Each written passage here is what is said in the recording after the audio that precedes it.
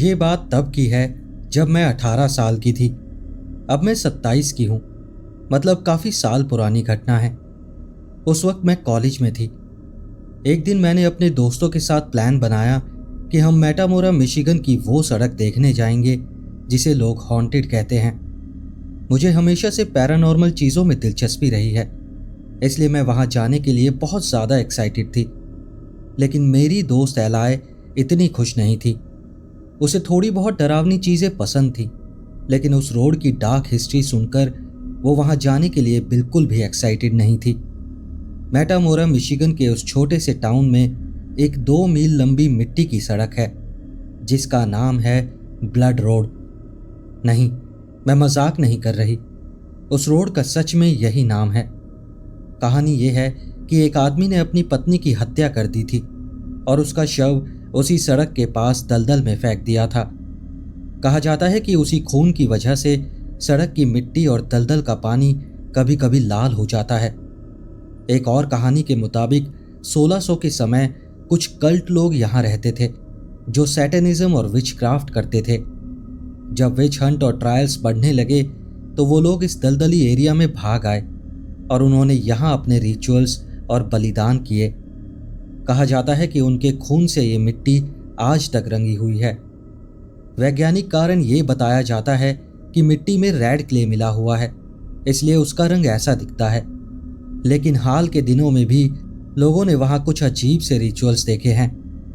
अब वापस कहानी पर आते हैं। मेरे 2 और दोस्त चार्ली और हैरी मेरी तरह ही उस जगह को देखने के लिए एक्साइटेड थे।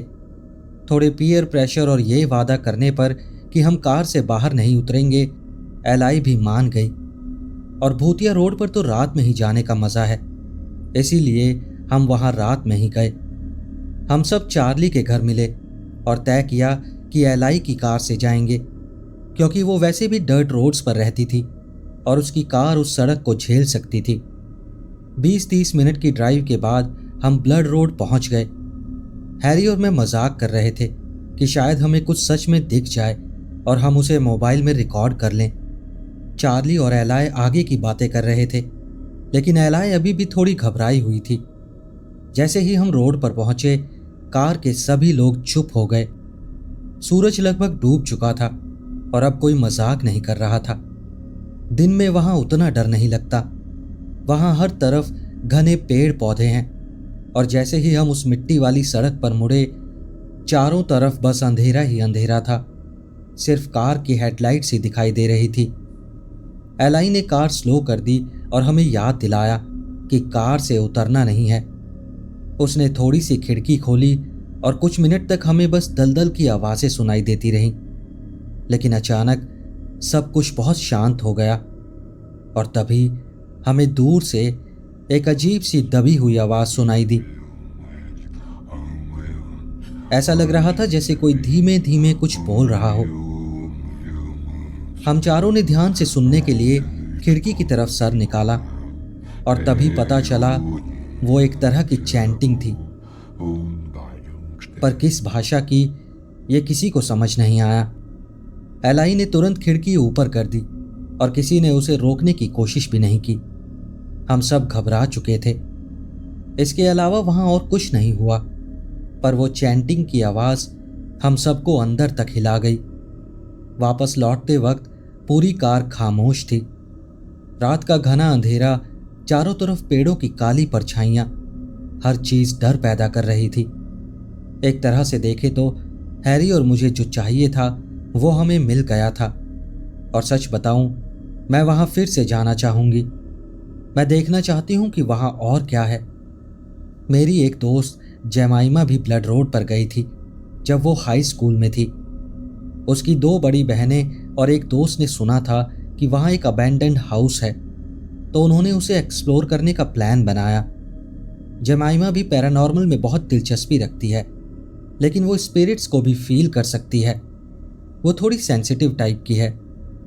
एक ठंडी रात को जेमाइमा और बाकी लोग ब्लड रोड पहुंचे और उन्होंने रोड के साथ वाले जंगल के किनारे अपनी गाड़ी खड़ी कर दी। वो घर दिखने में बिल्कुल अलग या खतरनाक नहीं था, बस पुराना और डरावना था। लगभग 10 मिनट जंगल में चलते हुए वो उस टूटी फूटी बिल्डिंग तक पहुंचे। जैसे जैसे वो करीब आते गए, जमाइमा का डर बढ़ता गया। आखिर में वो अंदर जाने से भी मना करने लगी, जैसे कोई उसे रोक रहा हो। बाकी लोग एक्सप्लोर करना चाहते थे, लेकिन जमाइमा इतनी परेशान दिखी कि वो उसे वापस कार तक छोड़ने लौटे। वापस आते वक्त जमाइमा ने अचानक सर उठाया और उसने देखा एक काली इंसानी सी परछाई लगभग 6 फीट लंबी पेड़ों के बीच चल रही थी और फिर अचानक गायब हो गई। एक भयानक डर ने उसे पकड़ लिया। कम से कम 1 मिनट तक वो बोल तक नहीं पाई। उसकी बहन ने हाथ पकड़ने की कोशिश की तो उसका हाथ बर्फ जैसा ठंडा था। चेहरा बिल्कुल सफेद था, जैसे खून बचा ही ना हो। बहन और दोस्त ने उसे ऑलमोस्ट खींच कर चलाया और तभी वो वापस कार तक पहुंच सकी। जैसे ही वो कार में बैठी, उसका डर धीरे धीरे कम होने लगा। बाकी 3 लोग उस घर को एक्सप्लोर करने के लिए वापस चले गए। उस घर की अंदर की दीवारों पर ग्राफिटी बनी हुई थी। कुछ ऑकल्ट सिंबल्स थे, कुछ पुराने जले हुए कैंडल्स थे और कुछ अजीब सी पुरानी किताबें थीं। लेकिन एक कमरे के बाद ही उन्हें इतना डर और मिचली जैसा लगने लगा कि उन्हें भी वापस लौटना पड़ा। तीनों के साथ कुछ बुरा नहीं हुआ। सालों बीत गए। उस रात की बात फिर कभी नहीं उठी। पर जमाइमा और मैं अब भी मानते हैं कि ब्लड रोड पर ऐसा बहुत कुछ छुपा है जिनके बारे में शायद अभी हम जानते तक नहीं। मैं सैन फ्रांसिस्को और वायोमिंग के बीच बहुत ड्राइव करता था। वो लगभग 16 से 20 घंटे की ड्राइव होती थी, तो मैं मौसम और ट्रैफिक पर डिपेंड करता था। एक बार मैं एक रेस्ट स्टॉप पर रुका। मुझे थोड़ा पैर सीधे करने थे और बाथरूम भी जाना था और शायद एक कोक भी लेनी थी। मैं बाथरूम में गया और मैंने देखा बाथरूम के अंदर 3 हट्टे कट्टे दाढ़ी वाले आदमी थे जो कमर से नीचे पूरी तरह नंगे थे और ज़मीन पर पड़े हुए थे। मैंने उन्हें देखा तो उनमें से 2 ने मेरी तरफ देखा। मैंने कहा सॉरी और उल्टा घूमकर बाहर आ गया। अजीब बात यह थी कि उस वक्त मेरे दिमाग में बस यही चल रहा था कि ये ज़मीन कितनी गंदी होगी और ये लोग यहाँ ऐसे नंगे क्यों लेटे थे। लेकिन मेरा मानना है वो शायद किसी तरह का रिचुअल कर रहे थे। मैं अपनी गाड़ी में बैठकर वहाँ से भाग निकला। दूसरी बार मैं रात में उसी हाईवे पर ड्राइव कर रहा था।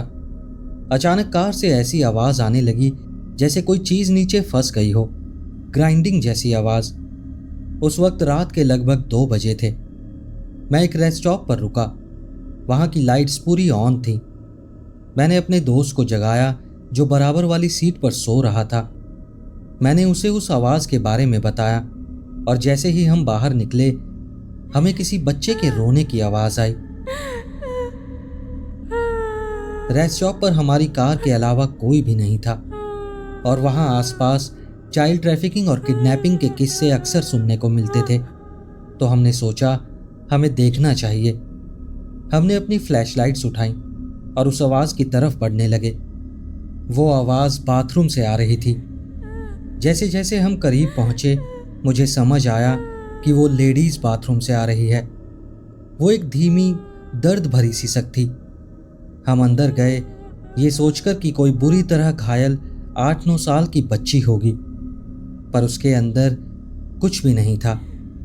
लेकिन आवाज़ अब भी थी और साफ सुनाई दे रही थी और वो उसी बाथरूम के अंदर से आ रही थी। लेकिन बाथरूम खाली था। हमने लाइट्स ऑन किए, हर स्टॉल को चेक किया, ट्रैश कैन तक उठाकर देखा ये पता लगाने के लिए कि आवाज़ कहाँ से आ रही है, लेकिन कोई नहीं मिला। मैंने सोचा कहीं वो कोई छुपा हुआ स्पीकर या कैमरा तो नहीं है। तभी मेरा दोस्त एक स्टॉल पर चढ़कर ऊपर वाली छोटी विंडो तक पहुंचा। वो खुली हुई थी। उसने उसे बंद कर दिया और तभी वो आवाज़ भी पूरी तरह बंद हो गई। उसने खिड़की फिर से खोली लेकिन आवाज़ वापस नहीं आई। हम कुछ सेकंड्स वहीं खड़े रहकर एक दूसरे को घूरते रहे और तभी वो खिड़की खुद ब खुद जोर से बंद हो गई। मेरे दोस्त ने उसे छुआ तक नहीं था। हम बाथरूम से सीधे अपनी कार की तरफ भागे। लगभग 10 सेकंड बाद हम पार्किंग लॉट से गाड़ी निकाल रहे थे और वो आवाज़ फिर से शुरू हो गई। गाड़ी से वो ग्राइंडिंग नॉइज तब भी आ रही थी। तो इस बार मैं कुछ किलोमीटर आगे जाकर रुका, फ्लाइंग जे ट्रक स्टॉप पर। वो भी अच्छी तरह से रोशन था। वहाँ कुछ ट्रकर्स थे, हम जैसे सिविलियंस नहीं।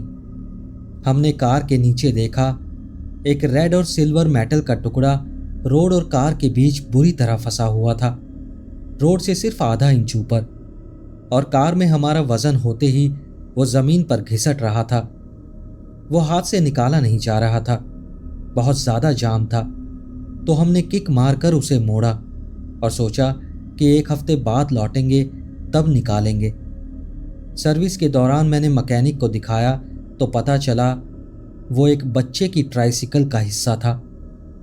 मुझे नहीं पता क्यों, पर मुझे लगता है वो दोनों इंसिडेंट्स कहीं ना कहीं कनेक्टेड हैं, और वो दोनों मोमेंट्स मेरी जिंदगी के सबसे अजीब और डरावने अनुभव हैं।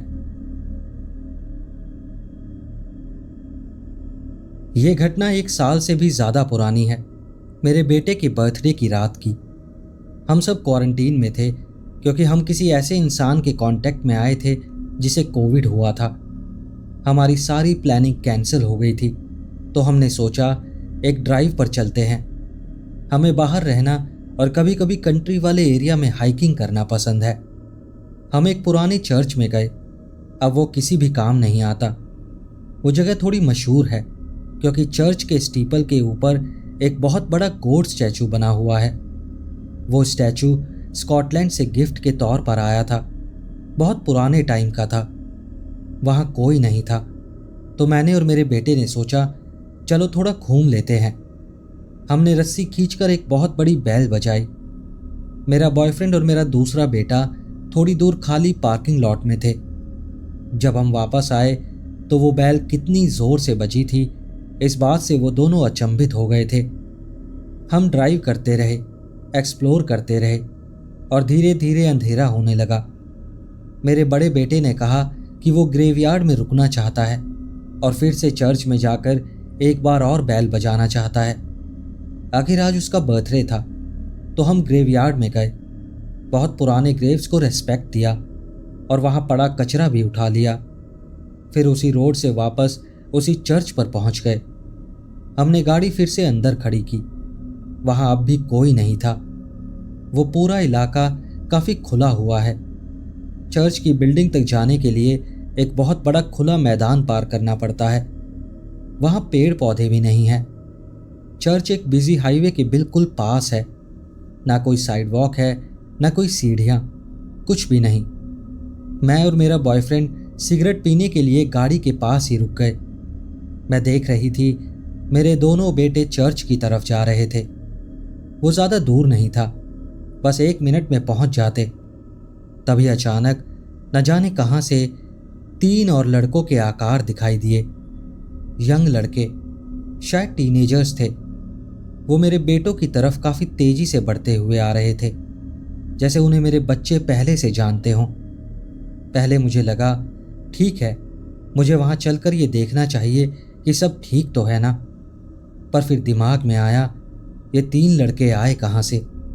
मैंने उन्हें कहीं से भी आते हुए नहीं देखा था। मैं तुरंत उनकी तरफ चल पड़ी, बस ये सुनिश्चित करने के लिए कि सब कुछ ठीक है। और तभी बैल की आवाज़ आई और अचानक उन लड़कों में से एक मेरे बड़े बेटे की तरफ दौड़ा, जैसे उसका कोई बुरा इरादा हो। ये देखते ही मेरा बॉयफ्रेंड चिल्लाता हुआ दौड़ा। वो उन लड़कों की तरफ भागा। मैं उसके पीछे थी, पर उतनी तेज नहीं। मैं सीढ़ियों तक पहुंची ही थी कि मेरा बॉयफ्रेंड और मेरे बच्चे वापस कार की तरफ भाग रहे थे। अब वहां कोई नहीं था, सिर्फ हम 4 लोग थे। मैंने पूछा वो लोग कौन थे, लेकिन एक ही जवाब आया, मॉम भागती रहो। मैं भागने लगी और वो कहते रहे कि वो असली लोग नहीं हैं। हम भागते हुए कार में पहुंचे और बिना पीछे देखे वहां से निकल गए। घर लौटते वक्त हम सब बस इस पागलपन के बारे में बात करते रहे। हमने सच में 3 लोगों को देखा था। वो हमारे बच्चों के ठीक पास तक पहुंच गए थे। ऐसा लग रहा था जैसे वहां मिलने का पहले से प्लान हो। वो तीनों ग्रुप में आ रहे थे, जब तक कि उनमें से एक अचानक मेरे बेटे की तरफ दौड़ पड़ा। लेकिन मेरे बच्चों ने उन्हें कभी देखा ही नहीं। उनके मुताबिक वहां कोई था ही नहीं। इतना खुला इलाका था, कहीं छुपने की जगह भी नहीं थी। मेरे बेटों ने बताया, जैसे ही वो स्टेप्स तक पहुंचे उन्हें सब कुछ सपने जैसा महसूस होने लगा। नर्वस होकर उन्होंने जल्दी से बेल बजाई। ध्यान दीजिए, दोनों बेटों ने बेल बजाई और वो पुरानी बेल बहुत लाउड है। उसकी आवाज बहुत दूर तक जाती है, पर मैंने सिर्फ एक बार सुनी और वो बेल बजते ही वो तीनों आकार अचानक गायब हो गए थे। मेरे बॉयफ्रेंड और छोटे बेटे को पूरे रास्ते बहुत नेगेटिविटी और डर महसूस होता रहा, लेकिन मेरा बड़ा बेटा जो बर्थडे बॉय था और मैं, हम दोनों को कोई बुरा एहसास नहीं हुआ। हम बस एक्साइटेड थे कि ये सब क्या हुआ था। मुझे पैरानॉर्मल चीज़ें हमेशा पसंद रही हैं, लेकिन आज मेरे मन में जो ज़रा सी शंका कभी रहती थी वो भी पूरी तरह ख़त्म हो गई। मैंने कभी नहीं सोचा था ऐसी चीज़ मेरे साथ भी हो सकती है, और सिर्फ मेरे साथ नहीं, पूरी फैमिली के साथ। रास्ते में हमने सेफ रहने की प्रेयर्स की और हम बिल्कुल ठीक ठाक अपने घर पहुंच गए। मुझे आपको उस दौर में वापस ले जाना है, 20वीं सेंचुरी के आखिरी सालों में, जब जिंदगी अच्छी चल रही थी। मैं एक 1970s कैमरो एसएस चला रहा था। ओरिजिनल पेंट, शानदार इंटीरियर, गाड़ी थोड़ी भारी थी लेकिन चलाने में बहुत मज़ा आता था। मैं एक खुशमिजाज आदमी था। मेरी ज़िंदगी थोड़ी अलग थी, लेकिन इस बार बस एक सीधा साधा काम था। मुझे अपनी पैसेंजर को लास वेगस छोड़ना था, उसे उसके परिवार से मिलवाना था। वो एक दोस्त की दोस्त थी। जुलाई का महीना था और सदर्न कैलिफोर्निया बहुत गर्म था। जिस दिन हम वेगस के लिए निकले सब कुछ ठीक चल रहा था, लेकिन तापमान बढ़ता जा रहा था। गर्म से सीधा बहुत गर्म हो गया था। हम इंटरस्टेट 15 नॉर्थ पर थे। अगर आप इस रोड पर गए हो तो आप जानते होंगे ये काफ़ी अजीब जगह है, और उस समय वहाँ रास्ते में ज़्यादा कुछ था भी नहीं। हम एक बहुत लंबी चढ़ाई चढ़ रहे थे जहाँ दाईं तरफ ट्रक्स के लिए लेन बनी होती है। रास्ते पर गर्मी के मिराज चमकने लगे थे। मैंने गाड़ी को ज़्यादा जोर नहीं दिया, लेकिन तभी मेरी नज़र डैशबोर्ड पर एक वार्निंग लाइट पर गई, और तभी मुझे एक अजीब सी मीठी जली हुई सी गंध आई।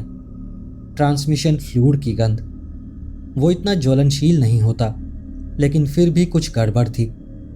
मैंने अपनी पैसेंजर को बताया कि गाड़ी में दिक्कत है। हमने सोचा किसी जगह रुकना चाहिए, लेकिन ढलान पर कहीं किनारे लगाना मुमकिन नहीं था। मैंने इमरजेंसी लाइट्स ऑन किए और स्पीड कम करके 40 माइल्स पर आवर कर दी। चढ़ाई के टॉप पर पहुंचते ही दाईं तरफ एक एग्जिट दिखी। उसका नाम कुछ समिट जैसा था। हमने वो एग्जिट लिया और आगे एक छोटा सा ट्रक स्टॉप दिखाई दिया। वहाँ एक बड़ा सा बोर्ड था जिस पर ईट लिखा हुआ था, लेकिन जगह लगभग सुनसान थी। सिर्फ एक बूढ़ा आदमी बाहर एक बेंच पर बैठा था। बाकी जगह बिल्कुल बंद और सूखी सी लग रही थी। मैंने अपनी पैसेंजर से कहा कि वो गाड़ी में ही रहे। वो एक सिगरेट जलाने लगी और मैं बाहर निकल आया। मुझे ये समझने में ज़्यादा देर नहीं लगी कि ट्रांजिशन का पैन गैस्केट बुरी तरह लीक कर रहा था। मैंने बोनट खोला, डिपस्टिक चेक किया और उसमें बिल्कुल भी लिक्विड नहीं था। ये ठीक नहीं था। मेरे पास गैस्केट या एक्स्ट्रा फ्लूइड भी नहीं था। मैं उस बूढ़े आदमी के पास गया और पूछा कि आसपास कोई पार्ट शॉप है क्या। वो आदमी धीरे धीरे बात कर रहा था, लेकिन वो मुझे बुरा नहीं लगा। बस एक सुनसान डाइनर में बैठा हुआ एक आम सा बंदा था। उसने कहा, सबसे पास पार्ट्स की दुकान लास वेगस में ही मिलेगी। ये सुनकर मैं परेशान हो गया। उस वक्त मोबाइल फ़ोन आम नहीं थे और वहाँ कोई काम करने वाला पे फ़ोन भी नहीं था। मदद करने का कोई तरीका नहीं था। मैं वापस अपनी पैसेंजर के पास गया। अब उस बूढ़े आदमी के बारे में सोचकर मुझे अजीब लगा। क्योंकि वो वहां आया कैसे? उसके पास कोई गाड़ी भी नहीं थी। तभी कुछ मिनट बाद एक गाड़ी आई, डॉज रैम पिकअप, सफेद रंग की। पीछे की तरफ कैप थोड़ी ऊपर को उभरी हुई थी और साइड में गोल्ड फ्लेम स्ट्राइप्स बनी थी। ड्राइवर उतरा। वो शायद 5 फुट 10 इंच लंबा और करीब 60 साल का था। सफेद बाल, सफेद काउबॉय हैट, एक निकला हुआ पेट। वो बिल्कुल एक टिपिकल मैच्योर गोरा आदमी लग रहा था, एकदम किसी रेडनेक जैसा व्यवहार। लेकिन मुझे उसमें कोई खतरा नहीं लगा। वो बूढ़े आदमी के पास गया। दोनों ने थोड़ी बातचीत की। फिर बूढ़े आदमी ने हमारी तरफ इशारा किया, बिल्कुल दोस्ताना अंदाज में। वो आदमी हंसता मुस्कुराता हमारी ओर आया। उसने अपना नाम बताया, माइक, लेकिन सब उसे हॉर्स कहते थे। मैंने अपना और अपनी पैसेंजर का परिचय दिया। वो ज़रा भी क्रीपी नहीं लगा। ऐसा लगा जैसे किसी सोशल गैदरिंग में कैजुअली बातचीत हो रही हो।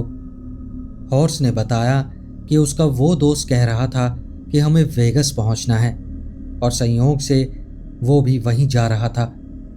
उसकी ये बात सुनते ही मैं अपनी अच्छी किस्मत पर खुश हो गया। हमने उसे बताया कि मुझे पैसेंजर को उसके परिवार तक पहुंचाना है और फिर मुझे पार्ट्स स्टोर भी जाना होगा। अगर वो हमें शहर तक पहुंचा दे तो हम बहुत एहसानमंद रहेंगे। उसने पूछा, हमारे पास पैसे हैं क्या?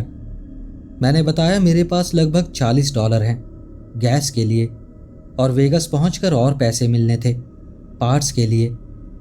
मैंने उसे $60 देने का वादा किया उसके टाइम और मदद के लिए। वो हंसा, कहा कि ये तो बहुत है, और हम तीनों उसके ट्रक में बैठ गए।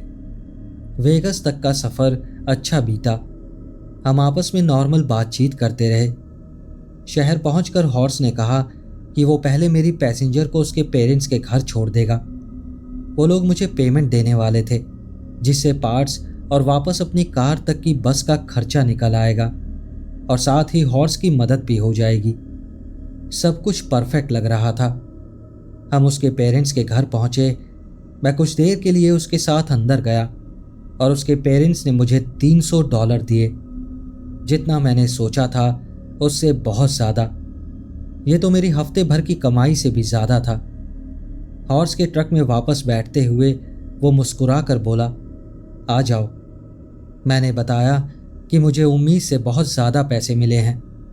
वो बस हल्का सा हंसा और बोला कि पार्ट स्टोर जाने से पहले एक ड्रिंक ले लेते हैं। हम एक 7-Eleven पहुँचे। मैंने उसे सोडा खरीदने की पेशकश की। उसने धन्यवाद कहा। मैं उतरा और दोनों के लिए सुपर गल्प लेकर आया। मैं पेमेंट करके ट्रक में वापस बैठा। हॉर्स को उसका ड्रिंक दिया और पैसेंजर सीट पर बैठ गया। उसने कहा वो पार्ट स्टोर जानता है और वहीं ले जाएगा। मैं बहुत खुश था, बार बार उसका शुक्रिया करता रहा और वो बस हंसता रहा, छोटी छोटी बातें करता रहा। थोड़ी देर बाद उसने मेन रोड छोड़ दी और एक कच्ची सुनसान सी सड़क पर मुड़ गया, जहां दूर दूर तक बस एक हल्का सा ढांचा नजर आ रहा था। मैंने पूछा, हम इस तरफ क्यों जा रहे हैं? उसने कहा, यह शॉर्टकट है। पहले तो मुझे ठीक लगा, लेकिन जल्द ही सड़क उन दूर की इमारतों से थोड़ा हटकर जाने लगी। अब हम एकदम रेगिस्तान के बीच में थे। मुझे बेचैनी होने लगी, लेकिन मैं शांत रहा। हॉर्स ने मुझसे पूछा, तुझे कितना पैसा मिला है? मैंने कप पकड़ा हुआ था, एक घूंट पिया और बोला, मेरे पेचेक से कहीं ज़्यादा। तभी उसने अचानक ज़ोर से ब्रेक मारे और अपनी भारी भरकम बाजू मेरे गले के चारों तरफ लपेट दी और चीखते हुए बोला, पैसे निकाल वरना मार दूंगा। बिना सोचे समझे मेरी इंस्टिंक्ट काम कर गई। मैंने लगभग पूरा भरा हुआ ड्रिंक उसके चेहरे और मुंह पर फेंक दिया। उसकी पकड़ ढीली पड़ गई और मेरा दायां हाथ डोर हैंडल की तरफ गया। दरवाज़ा खुल चुका था। मैं जितनी जल्दी हो सके बाहर निकल गया। मेरे पास सरप्राइज वाला फ़ायदा था और मैं भाग निकला। वो गुस्से में मेरे पीछे बुरा भला चिल्ला रहा था और मैं भी चिल्लाकर उसे कह रहा था कि इस रेगिस्तान में उसकी बॉडी गार्ड ना ज़्यादा अच्छा होगा, ना कि मेरी। ये सुनकर उसने रेस दबाई और तेजी से वहां से निकल गया। मैं सुरक्षित था, लेकिन अब मैं रेगिस्तान के बीचों बीच खड़ा था, मेन रोड से कम कुछ मील दूर, और गर्मी का तपा देने वाला दोपहर का समय था, और मैं ऐसे कपड़ों में था जो किसी ठंडी शाम के लिए सही थे। मैंने वो दिशा चुनी जहां कुछ सिविलाइजेशन दिख रही थी और चलना शुरू कर दिया। कितना समय लगा मुझे नहीं पता, लेकिन जब मैं अपने गोल के करीब पहुंचा तो वहां कुछ नए नए बने हुए घर दिखे। मैं पसीने से तरबतर था, थककर गिरने जैसा महसूस कर रहा था। मैं गुस्से में था, बहुत ज्यादा गुस्से में। जैसे जैसे मैं नजदीक गया, मैंने देखा वहां एक आदमी खड़ा था, काले बाल, दुबला पतला, बस रेगिस्तान की तरफ घूर रहा था। मैं उसकी ओर बढ़ा। उसके पास पहुंचते ही मैंने कहा, प्लीज मुझे पानी मिल सकता है? वो आदमी शॉवल पकड़े हुए था और मुझे देखकर साफ पता चल रहा था वो मुझसे सावधान था। मैं पास पहुंचा तो उसने पूछा, मैं कौन हूं और रेगिस्तान से क्यों आ रहा हूं? मैंने उसे अपनी कहानी का छोटा सा वर्जन बताया और पानी मांगा। उसका गैराज खुला हुआ था। वो अंदर गया और एक कप में पानी लाकर दिया। मैं एक ही सांस में पूरा पानी पी गया। मुझे बहुत प्यास लगी थी। छाया में खड़े होकर मैंने उसे पूरा किस्सा सुनाया कि मैं यहाँ कैसे पहुंचा। वो आदमी अब थोड़ा आराम से बात कर रहा था, लेकिन फिर भी मुझे अंदर बुलाने के मूड में नहीं था, जो कि समझ में आता है। वो किसी अनजान इंसान पर विश्वास नहीं कर सकता था। उसके गैराज में एक फ़ोन एक्सटेंशन था। उसने मुझे अनुमति दी कि मैं उस लड़की की फैमिली को कॉल करूं। मैंने उन्हें कॉल करके बताया कि हॉर्स ने मेरे साथ क्या किया और उनसे मुझे यहाँ से ले जाने की रिक्वेस्ट की। उन्होंने हाँ कहा और मैंने उन्हें अपना एड्रेस दिया जहाँ मैं खड़ा था। उन्होंने मुझे सावधान रहने को कहा। कुछ समय बाद वो आ गए और मुझे ले गए। मैंने उस आदमी का शुक्रिया अदा किया, क्योंकि रेगिस्तान में बिना पानी के कई लोग बच नहीं पाते। मैं किस्मत वाला था कि कोई पास ही था। उसने बस इतना कहा, हर कोई बुरा नहीं होता।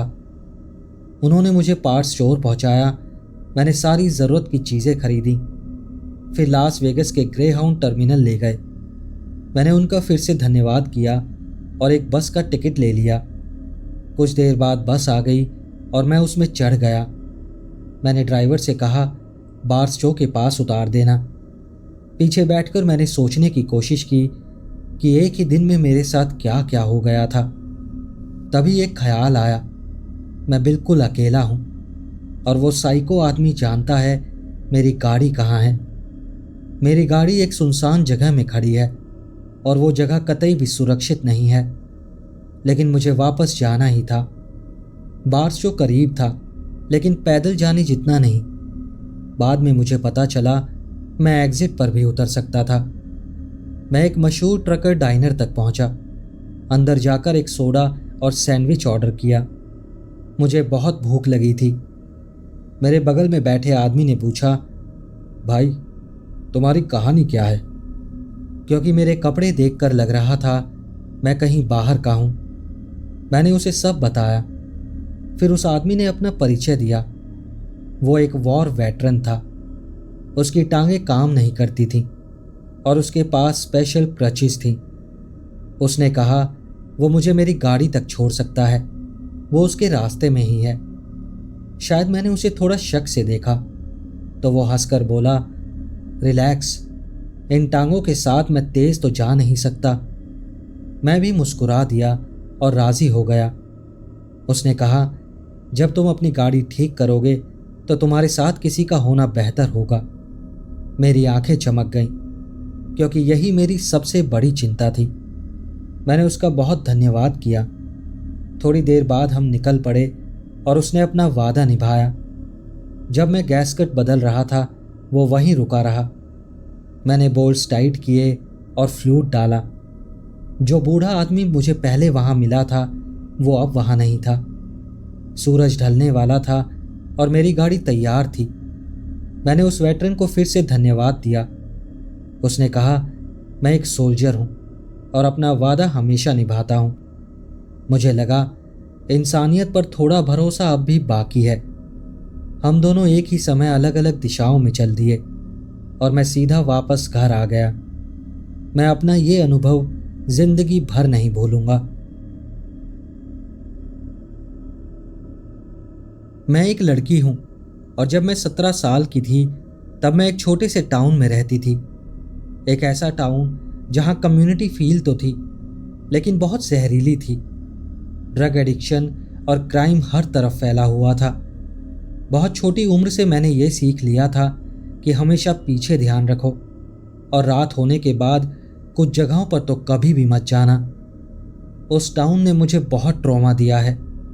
कुछ ट्रॉमा तो इस घटना से भी ज़्यादा डरावने हैं जो मैं अब आपको बताने वाली हूँ। कुछ महीनों बाद मैंने ये टाउन हमेशा के लिए छोड़ दिया और आज की तारीख में मैं कभी वापस जाने के बारे में सोच भी नहीं सकती। कॉन्टेक्स्ट के लिए, उस वक्त मैं काफ़ी काम कर रही थी, अपना सीनियर ईयर फिनिश कर रही थी। मेरे घर में वॉशर ड्रायर काम नहीं कर रहे थे तो मुझे लॉन्ड्री करवाने लॉन्ड्रोमैट जाना पड़ता था। मैं टाउन के आउटस्कर्ट्स में रहती थी। टाउन पहुंचने में 5 मिनट लगते थे लेकिन हमारा घर इतने एकांत में था कि वहां स्ट्रीट लाइट्स तक नहीं थी। हम 2 पहाड़ों के बीच वाली सड़क पर रहते थे। पास में एक पुराना और खाली पड़ा डेयरी फार्म था और घर के चारों तरफ एकड़ भर जमीन थी। वो पूरी तरह जंगल जैसा इलाका था। रात में वहां पिच ब्लैक अंधेरा हो जाता था। मेरी स्ट्रीट पर बस एक क्रॉस स्ट्रीट थी तो जब भी कोई कार आती साफ सुनाई देता था। वो जगह सच में बहुत आइसोलेटेड थी। एक दिन दोपहर में मुझे समय मिला तो मैं अपनी लॉन्ड्री लॉन्ड्रोमैट लेकर गई। माँ और भाई की लॉन्ड्री भी साथ ले गई ताकि माँ को वीकडेज में परेशान ना होना पड़े। इसलिए मुझे 3 बार मशीन चलानी पड़ी, मतलब काफ़ी देर लगने वाली थी। मेरे पास अपनी कार थी तो मैंने सोचा ठीक है, बस अंधेरा होने से पहले निकल जाऊं। जब तक काम खत्म हुआ सूरज लगभग डूब चुका था, मतलब ठीक ठाक समय पर मैं फ्री हो गई थी। मैं जब अपनी क्रॉस स्ट्रीट पर मुड़ी तब तक पूरी तरह अंधेरा हो चुका था। सड़क पर मैं अकेली थी।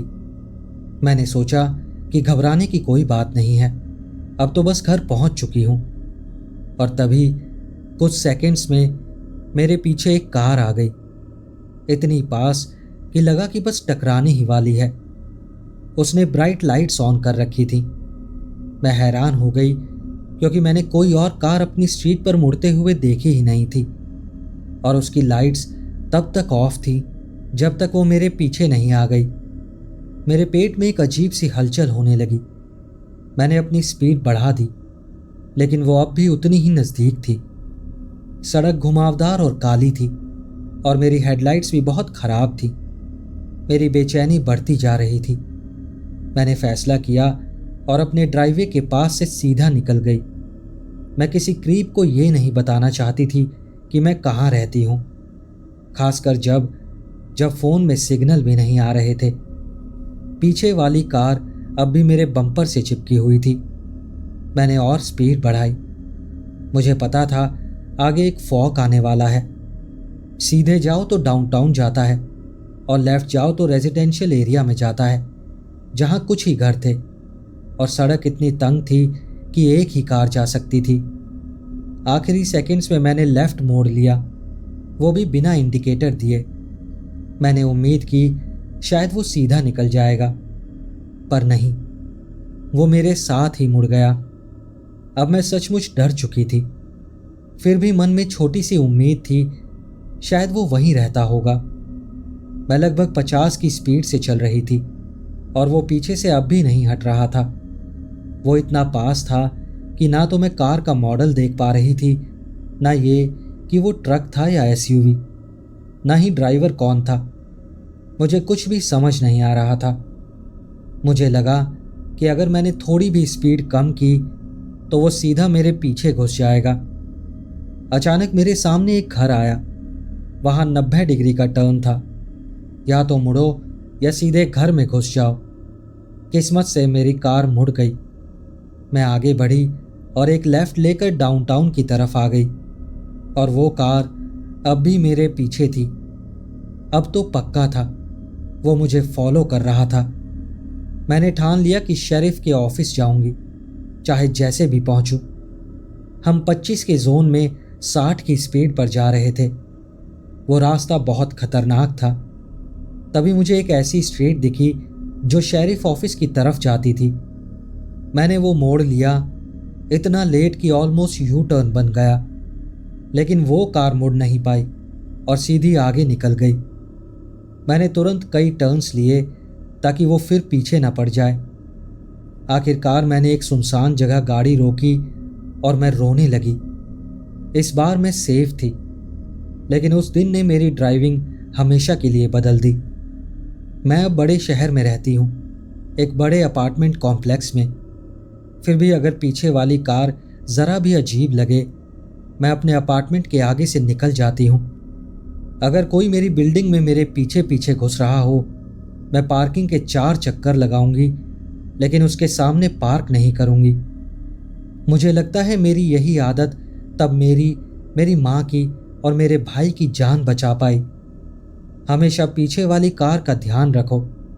अगर डर लगे, अपने घर से आगे निकल जाओ। थोड़ा एक्स्ट्रा फ्यूल लग जाएगा, लेकिन आपकी ज़िंदगी बच सकती है। दोस्तों, अगर आपको ये वीडियो अच्छी लगी हो तो इस वीडियो को लाइक ज़रूर करना, और अगर हाइप का बटन दिख रहा हो तो हाइप भी कर देना। अगर अभी तक चैनल सब्सक्राइब नहीं किया है तो ऐसी और कहानियाँ सुनने के लिए चैनल को सब्सक्राइब कर लेना। मिलते हैं अगली वीडियो में ऐसी ही और कहानियों के साथ। नमस्कार।